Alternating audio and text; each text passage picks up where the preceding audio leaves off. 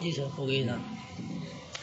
یہ وہ سب سے پہلے سر میں گفتگو تھوڑی سی کر جی مراد ہاشمی صاحب آپ کو حکم سے. جی اعوذ باللہ من الشیطان الرجیم، بسم اللہ الرحمن الرحیم. اس پہ کوئی شک نہیں کہ انگریزی ادب جو ہے وہ بہت ہی رچ قسم کا لٹریچر ہے، اور اسی کے کہنے کے جو ہمیں نقوش ہیں وہ بہت سارے ممالک کے ادب میں کسی نہ کسی صورت نظر آتے ہیں، اور پاکستانی ادب میں بھی اس کے بیشتر اثرات موجود ہیں. جیسے کہ اگر ہم سفر در سفر دیکھتے ہیں ڈاکٹر اشفاق احمد صاحب کا، تو وہ اسٹریم آف کانشسنس میں لکھا گیا، جس میں بڑا مشہور نام ورجینیا وولف کا ہے. تو اسی طرح اس کے تراجم کا سلسلہ بھی ایک باقاعدہ آپ کہہ لیں کہ ایک شعبہ بن چکا ہے، جس میں بہت سارے نام ہیں جنہوں نے انگریزی ادب کو روشناس کروایا ہمارے اردو دان طبقہ سے. جہنم جاگتا رہتا ہے اسی کی ایک کڑی ہے، جس کو ترجمے کا جو کہہ لیں آہنگ دیا ہے وہ جناب سلیم اختر ڈھیرا صاحب نے دیا ہے. ترجمہ ظاہر ہے کہ ایک ایسا فن ہے جو مشکل بھی ہے، اور بعض اوقات وہ بہت زیادہ ابہام بھی پیدا کر سکتا ہے. جب ہم ایک غیر ملکی کتاب کا ترجمہ پڑھتے ہیں تو میرا اپنا ذاتی احساس ہے کہ ہم پوری طرح سے اس کو اپنے اندر محسوس نہیں کرتے، کیونکہ نام کچھ ایسے ہوتے ہیں جو ہمارے عام ناموں سے مختلف ہوتے ہیں، جگہوں کے نام مختلف ہوتے ہیں، ان کا رہن سہن مختلف ہوتا ہے، لیکن اس کے باوجود ایک ایسی عالمگیری سچائی موجود ہوتی ہے جو ہمیں بالآخر اس ادب سے جوڑ دیتی ہے. اور یہی بات جہنم جاگتا رہتا میں نظر آئی ہے، اور اس میں سمجھتا ہوں کہ سلیم اختر صاحب بہت کامیاب رہے ہیں کہ انہوں نے بہت زیادہ کوشش کر کے الفاظ کے قریب ترین اس کو ترجمے کو رکھا ہے. یہ بات اصل میں دراصل یوں کرنا چاہیے کہ جیسے کہتے ہیں کہ نو کرسٹوفر مارلو نو شیکسپیئر، کہ اگر کرسٹوفر مارلو نہ ہوتا تو شیکسپیئر بھی نہ ہوتا، کیونکہ کرسٹوفر مارلو نے جیسے ڈرامے کو نئی طرح کی نئی ٹیکنیکس دی، اسی کو آگے شیکسپیئر نے اختیار کیا اور ہمارے سامنے دنیا کا عظیم ادب رکھا. اسی طرح سے اگر کہا جائے کہ نو جوزف کانرڈ نو چینو آچبے، تو شاید یہ بھی درست بات ہو. جوزف کانرڈ پولینڈ کا رائٹر تھا، پولینڈ میں پیدا ہوا، جو اس وقت آدھا جرمنی کے حصے میں تھا اور آدھا روس کے پاس تھا، اور اس کی اپنی مادری زبان پولش تھی، جو سرکاری زبان رشین تھی، اور انگلش اس کی تیسری زبان تھی. اور عجیب بات ہے وہ بول نہیں سکتا تھا لیکن وہ لکھ سکتا تھا، اور اس کے باوجود اس نے ہارٹ آف ڈارکنیس ایک ناول لکھا 1899 میں، اور اس میں اس نے یورپ کا وہ چہرہ دکھایا کہ جو کس طرح سے سیاہ فام قوموں کا استحصال کرتا ہے. بظاہر اس نے امپریشنسٹک ٹیکنیک کے ذریعے بہت ہی خوبصورت انداز میں تنقید کی یورپ کے سویلائز چہرے کو، کہ جو بظاہر اپنے آپ کو تعلیم یافتہ کہتا ہے، بڑا مہذب کہتا ہے، لیکن کس طرح سے وہ جب دوسرے دوسرے ملک میں اپنی ایک آبادی قائم کرتا ہے، اس کو زیر اثر لاتا ہے، تو کس طرح سے وہ ان کا استحصال کرتا ہے. لیکن اس میں ایک ایسی بات تھی جس نے چینو آچبے کو اصل میں تحریک دی کہ وہ کیوں، یہ ایک کہنے ٹریلوجی ہے، 3 حصوں میں کہنا چاہیے، کہ پہلا اس کا ناول تھنگس فال اپارٹ 1958 میں آیا، دوسرا ناول جہنم جاگتا ہے کے نام سے جو ہے یہ نو لانگر ایٹ ایز، یہ 1960 میں آیا، اور اس کے بعد پھر کہہ لیں کہ دا ایرو آف گاڈ. تو یہ 3 حصوں میں اصل میں اس نے اپنے افریقہ کا جو صحیح تصویر وہ پیش کی ہے. جوزف کانرڈ نے سارا کچھ دکھا کر بہرحال یہ ثابت کیا کہ افریقی لوگ جو تھے جو آدم خور تھے، کینیبلز تھے، اور ان کو غیر مہذب دکھایا، جن کا کوئی نظام نہیں، جن کی کوئی معاشیات نہیں، جن کی کوئی سیاسیات نہیں، جن کی کوئی اخلاقیات نہیں. لیکن چینو آچبے نے یہ بتایا کہ نہیں، ایسا نہیں ہے. افریقن قطعاً ان سویلائز نہیں تھے، ان کا ایک اپنا نظام تھا.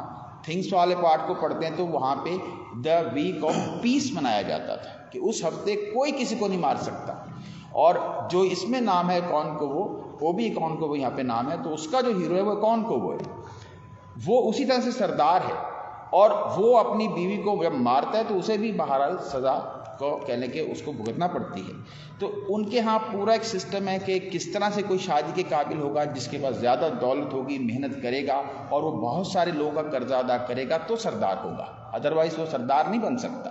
تو اس نے پوری تصویر پیش کی کہ کس طرح سے وہ لوگ جن کو وائٹس نے کہا تھا کہ یہ ان سویلائزڈ ہیں، وہ پورے سویلائز تھے، ان کا ایک پورا یونین تھا جس میں بازاروں اور مارکیٹس کو خواتین کی یونین جو ہے وہ کنٹرول کرتی تھی کہ کوئی کسی کے ساتھ زیادتی نہ کرے. یعنی خواتین کا کردار بھی بڑا اس نے اہم دکھایا اس میں, اور کوئی کسی کے ساتھ زیادتی نہیں کر سکتا تھا. لیکن اس کے ساتھ ساتھ جو خوبصورتی ہے چینو اچبے کی, اس نے صرف یہ نہیں کہ اپنے کلچر کو ایک تعصب کے تحت صرف اچھائیاں بیان کی, اس نے جہاں خامیاں تھیں وہ بھی بیان کی. اور یہی چیز ہمیں جہنم جاگتا رہتا میں ہی بھی نظر آتی ہے کہ کس طرح سے وہ دکھاتا ہے کہ اگر یورپین لوگ استحصال کرتے ہیں تو یہاں پہ بھی استحصال ہو رہا. اب اس میں جو اوبی اکون کو وہ ہے, وہ 4 سال کی تعلیم کے بعد انگلش کی تعلیم حاصل کرتا ہے. اس کو بھیجا گیا تھا کہ قانون کی تعلیم حاصل کرے, لیکن وہ انگلش پڑھ کے آ جاتا ہے کیونکہ وہ زیر اثر آ جاتا ہے. اب وہ لگوس میں آ گیا, واپس اپنے علاقے میں آ گیا. تو 2 چیزیں ہیں جس پر کہہ لیں کہ وہی کام ہو رہا ہے ایک طنز کے طور پہ کہ جس سے کوئی کام لیا جا سکتا ہے, رشوت یا عورتیں اپنا جسم پیش کر کے اپنا مقصد حاصل کرتی ہیں. اس کو پہلی بار ایک آدمی جو ہے وہ اپنی بہن کے کسی معاملے میں رشوت دینے کی کوشش کرتا ہے, یہ قبول نہیں کرتا. یعنی یہاں بتایا گیا کہ نائجیریا کے اندر وہ کلچر کتنا اخلاقی طور پہ مضبوط تھا کہ اس نے اس پہلی جو پیشکش ہے اس کو قبول نہیں کیا. پھر اس کی بہن اس کو ملنے آتی ہے اپنے گھر, اور وہاں پہ وہ اپنا جسم پیش کرتی ہے کہ میرا یہ کام ہو جائے, لیکن وہاں وہ پھر انکار کرتا ہے. لیکن آہستہ آہستہ وہ کس طرح سے کرپٹ ہوتا چلا جاتا ہے. یہاں جو تعلیم کو انلائٹنمنٹ کا نام دیا ہے, چینو اچبے نے بڑی خوبصورتی کے ساتھ اس تعلیمی نظام پر بھی اصل میں ایک پوری طرح سے گرفت کی ہے کہ یہی سکھاتا ہے. اب اس کے شروع میں ہی آپ دیکھیں اس پر یہ اس کو بتایا جاتا ہے کہ اسے یہ رشوت لینے کا طریقہ نہیں آیا. یعنی کسی نے یہ نہیں کہا کہ یہ طریقہ برا تھا, یہ کہا کہ اس پہ لینے کا طریقہ نہیں آیا رشوت جو ہے. جبکہ دوسری طرف جو نائجیریا میں ان کی یونین ہے وہ اس پہ بڑی شدید تنقید کرتی ہے کہ اس نے ایسا کیا کیوں. یعنی وہاں پہ ہمیں وہ نائجیریا کا کلچر جو ہے وہ زیادہ سویلائز نظر آتا ہے. تو یہ طنز کے ساتھ اس نے بڑے خوبصورتی طریقے سے دونوں کلچرز کی تصاویر پیش کی ہیں. جو خامیاں ہیں وہ بھی بتائی ہیں. جیسے تھنگس فال اپارٹ میں بھی ایول فارسٹ ہے, ایک برائی کا جنگل نام دیا گیا کہ اگر وہ ٹوینز پیدا ہو گئے ہیں بچے تو وہ سمجھے جاتے کہ یہ بیڈ اومن ہے, برا شگون ہے, تو وہ ان کو پھینک دیتے تھے. لیکن ان کے آنے سے کیا ہوا کہ وائٹس کے آنے سے وہ بچے محفوظ ہو گئے. تو یہاں اچھائی بھی وہ دکھاتا ہے. یعنی بڑا ہی ایمانداری کے ساتھ لکھنے والا یہ رائٹر ہے. یہ 1930 میں پیدا ہوا اور 2013 میں اس کی ڈیتھ ہوئی ہے. اور اس نے یہ ٹوٹل 5-6 ناولز ہیں, لیکن 3 ناولز بہت اہم ہیں. تو سلیم اختر صاحب نے یہ اس پہ بڑی خوبصورت مزید بھی گفتگو ہو سکتی ہے, لیکن جو میرے ذہن میں, کیونکہ PDF میں پڑھنا آپ جانتے ہیں کہ خود ایک بظاہر مشکل کام ہے, لیکن چونکہ ہمارا انگریزی ادب میرا چونکہ مضمون ہے, میں طالب علم ہوں, تو اس لیے میرے لیے تھوڑا سا آسان بھی ہوا بات کو کرنا کہ یہ خد و خال تھے جو اس میں نظر آتے ہیں. منافقت دکھائی گئی ہے کہ جو لوگ اس پر تنقید کر رہے تھے کہ بھی تم نے ایسی کیوں رشوت لی, وہ خود رشوت خور تھے, وہ خود ہی وہی کر رہے تھے. اور اس میں ایک جوزف نام کا کیریکٹر ہے جس کی ایک کہہ لیں کہ اسی طرح سے آپ کہہ لیں ایک گرل فرینڈ ہے جس کا نام جوائے ہے, اور وہ کہتا ہے کہ اس کا پردہ بکارت سلامت ہے, اور مزے کی بات ہے کہ وہ بلیک ہوتی ہے. یعنی یہاں پھر اس نے بتایا کہ جو ادھر معاملہ ہے وہاں تو ملتی نہیں ہے کوئی اس طرح کی دوشیزہ کہ جو سلامت رہے. تو یوں اس نے اپنے افریقن کلچر کی خوبصورتیاں بھی بیان کی ہیں, ساتھ ساتھ بدصورتیاں بھی بیان کی ہیں جو موجود ہیں. مثلا اوسو ایک ذات ہے, جیسے شودر کا لیول ہے ہمارے یہاں ہندوؤں میں, اس طرح سے وہاں اوسو ہے. اور ان کے ساتھ یہ اپنا اکون کو وہ اوبی اکون کو وہ ہے, یہ اس لڑکی کلیرا کے ساتھ شادی کرنا چاہتا ہے. تو اس کی ماں منع کرتی ہے کہ یہ نہیں کرنا. کیوں؟ کیونکہ وہ آؤٹ کاسٹ ہے, وہ گھٹیا ذات کی ہے. تو یہ اس نے یعنی دکھا دیا چہرہ کہ یہاں پر بھی یہ مسائل موجود ہیں. تو اصل خوبصورتی چینو اچبے کی وہ ایمانداری ہے جو کہ ایک اصل مصنف کی اصل اثاثہ ہوتی ہے. تو میں سلیم اختر صاحب کو بہت مبارکباد پیش کرتا ہوں کہ انہوں نے ایک بڑا خوبصورت ناول جو ہے وہ ہمارے اردو دان طبقہ تک پہنچایا ہے. اگر اس تمام بیک گراؤنڈ کے ساتھ جو ہے نا وہ, میں اس میں ایک بات ضرور کہنا چاہوں گا کہ اس کا پیش لفظ میں نے پڑھا ہے, بڑا خوبصورت انہوں نے اپنے حوالے سے بات کی ہے, لیکن میرا خیال میں تھوڑا سا ایک خد و خال بھی اگر اس میں آئندہ چاہیں ایڈیشن میں شامل کر دی جائیں تو ناول کو مزید گہرائی سے سمجھا جا سکتا ہے. بہت شکریہ.